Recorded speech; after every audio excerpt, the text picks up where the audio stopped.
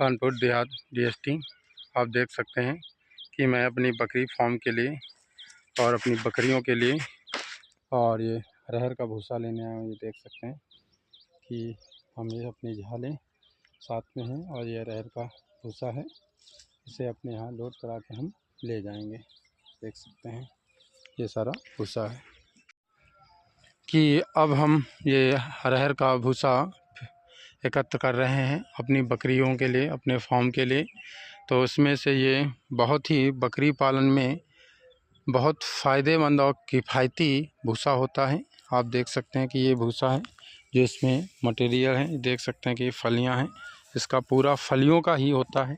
कैसे ये देख सकते हैं कि इसे खींच दिया जाता है, मतलब इसे डंठल से अलग कर दिया जाता है। जो छियाँ बचती हैं उन्हीं को डाल के ये सेसर से कुछ लोग अब करने लगे हैं। उसी से साफ़ करने के बाद जो भूसा बन जाता है तो ये ले जाते हैं। 2 बीघे का है, 1 बीघे में बता दें यहाँ पर 20 बिस्वा होते हैं, तो ये 40 बिस्वा का भूसा है। यहाँ पर 7.5 कुंटल के करीब इसमें अरहर निकली है, उसी का ये भूसा है छियट का, जिसमें छियाँ होती हैं पूरी। देख सकते हैं, एक बार और दिखा देते हैं। ये देख सकते हैं कि पूरी तरफ, एक ही साइड नहीं दोनों साइड में आपको बढ़िया भूसा है। तो ये सबसे अच्छा बकरियों के फ़ायदेमंद होता है। अगर बकरियों को ये खिलाया जाए तो बहुत अच्छा होता है। इस भूसे को बिरयानी के रूप में माना जाता है। तूर का भूसा इसी को कहते हैं। यही बकरियों की बिरयानी, जैसे हम लोग बिरयानी का मतलब समझ गए हैं, इतना असरदार ये भूसा होता है।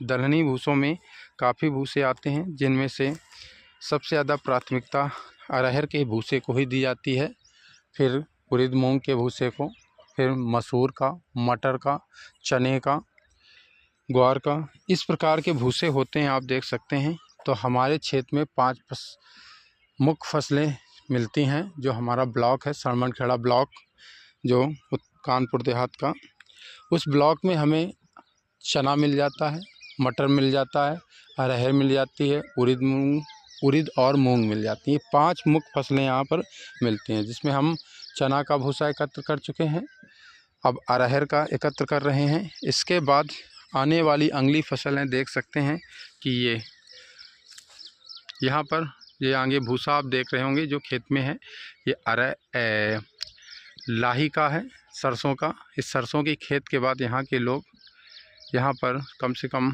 50% खेती में उड़द और मूंग की फसल लेते हैं। इसके बाद हम ये भी भूसा एकत्र करेंगे। पहले हम जितना हमें अरहर का भूसा मिल जाए उतना ही अच्छा है, क्योंकि ये सबसे बेस्ट क्वालिटी का भूसा होता है। इसमें इतनी पौष्टिकता होती है, सबकी दाल पसंदीदा अरहर भी होती है। उसी प्रकार से बकरियों का सबसे अच्छा चारा अरहर का ही माना जाता है। तो ये चारा सबसे बेस्ट है। अगर आपके क्षेत्र में मिल जाए, कहीं से मिल जाए, तो ये सबसे पहले प्राथमिकता इसी चारे को दी जाए। हमारी तरफ से जो मैं ट्रेनिंग में हूँ, अपने रिज़ल्ट देख रहा हूँ, 5 साल से मैं अपनी बकरियों को खिला रहा हूँ, तो उसका रिज़ल्ट मुझे मिल रहा है। इसके रिज़ल्ट के अलावा किसी भूसे का इतना अच्छा रिज़ल्ट नहीं, सबसे बेस्ट इसका है।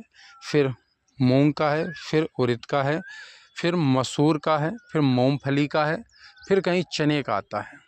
तो हमें जो मिल जाता है, पहले जहाँ से भी मिलता है हम उसको एकत्र कर लेते हैं। बकरियों को हमें खिलाना होता है और बदल बदल के भी खिलाना होता है।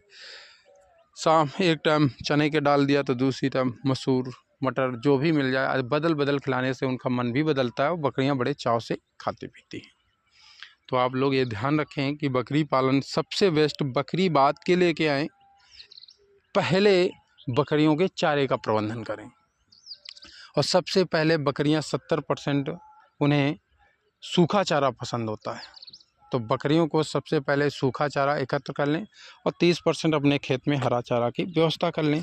बकरी पालन कभी फेल नहीं हो सकता है। लोग फेल कब होते हैं, बकरी ले आते हैं, पूरा पैसा बकरी सेट बनाने में और बकरी लाने में लगा देते हैं, चारा पर एक भी क्वालिटी का ध्यान नहीं देते हैं। अगर नहीं ध्यान देते हैं तो वो फेल होने की कगार में चले जाते हैं, क्योंकि बकरी को पेट भर चारा चाहिए और सही चारा नहीं मिलने से बकरियों का संतुलन, शरीर का संतुलन, पेट का संतुलन और वो स्ट्रक्चर, बॉडी स्ट्रक्चर टूटने लगता है।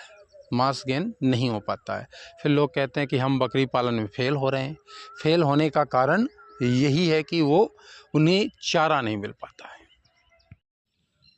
चारा पैक करा के हम अपने घर ले आए हैं, तो हमारे इसमें बच्चे खेलते हुए नज़र आ रहे हैं। इस भूसे को हम अंदर पैक कर लेते हैं।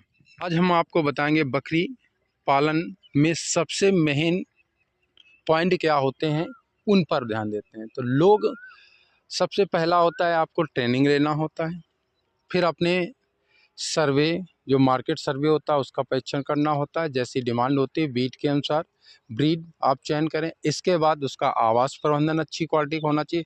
और सबसे जो वेस्ट होता है वो होता है जो दलहनी भूसे होते हैं उसकी हमें चाहिए, क्योंकि बकरी पालन में 70% हमें सूखे चारे की आवश्यकता होती है, 30% हमें हरे चारे की आवश्यकता होती है। बरसात में हमें ज़्यादा चाहिए क्योंकि बारिश का भी मौसम होता है वहाँ, और हमें फिर उस समय पर हरा चारा कम करके सूखे चारे की ओर ट्रांसफ़र होना पड़ता है, क्योंकि वहाँ पर गीला ज़्यादा होती है। हरा चारा खाएगी तो भाई पेशाब भी ज़्यादा करेगी, तो वहाँ पर दिक्कत आती है। तो सबसे पहले बकरी पालन फेल होने का यही कारण। सब कुछ आपने कर लिया, एक पॉइंट आपने गड़बड़ कर दिया। चौथा पॉइंट जो है चारा प्रबंधन। अगर चारा प्रबंधन सही से नहीं है तो बकरी पालन में आप फेल होंगे। तो सबसे पहले आप दलहनी चारों को अपने यहाँ स्टोर करना शुरू कर दें अगर बकरी पालन है। और सबसे पहले जब किसान के खेत में भूसा होता है, जब उनके पास होता है, वहाँ से इकट्ठा करें तो वो सस्ता पड़ता है।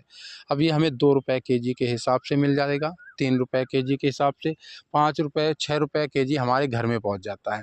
इस हिसाब से ऐसे किसानों से बात करने पर ही मिल पाता है। तो कभी कभी सस्ता भी मिल जाता है, कभी कभी महंगा मिलता है, लेकिन 6 रुपये केजी के हिसाब से हमें हर हालत में पैकिंग होने के बाद घर तक पहुँच जाता है। इतना है। तो ये हमारे पास जो चाला है तो उसे आप एकत्र कर लें। इसी प्रकार जो भी चारा है तो ये सस्ता पड़ता है, बाद में ख़रीदने पर वो महंगा पड़ता है।